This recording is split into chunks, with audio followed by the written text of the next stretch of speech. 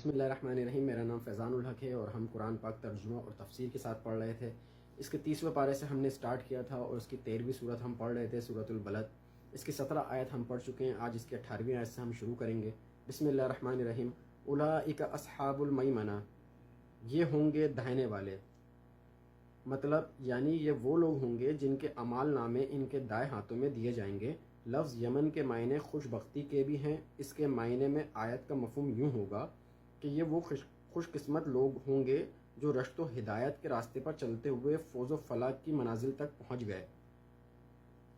والذین کفروا بآیاتنا ہم اصحاب المشأمہ، اور جنہوں نے انکار کیا ہماری آیت کا وہ ہوں گے بائیں والے، یعنی ان کے اعمال نامے ان کے بائیں ہاتھوں میں پکڑائے جائیں گے۔ لغوی اعتبار سے جس طرح یمن کے معنی خوش بختی کے ہیں، اسی طرح مشأمہ کے مادے میں بدبختی کے معنی پائے جاتے ہیں۔ شومئی قسمت کی ترغیب اردو میں بھی مشتمل ہے، لہٰذا اس آیت کا دوسرا ترجمہ یہ ہوگا کہ یہ بدبختی والے لوگ ہوں گے۔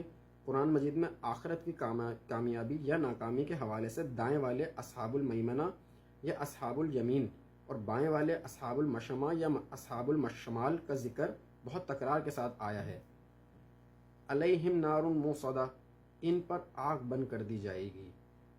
یہ آیت کا ترجمہ سنیں، یہ انتہائی خطرناک ہے، اللہ تعالیٰ آسانی کرے۔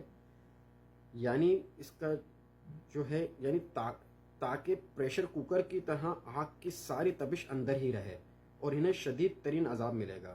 اللہ کی پناہ۔ اللہ تعالیٰ سے دعا ہے کہ وہ ہمیں ایسے عذاب سے محفوظ رکھے اور اپنی رحمت اور شان غفاری کے طفیل اصحاب جنت میں شامل فرمائے۔ آمین۔ صدق اللہ العظیم۔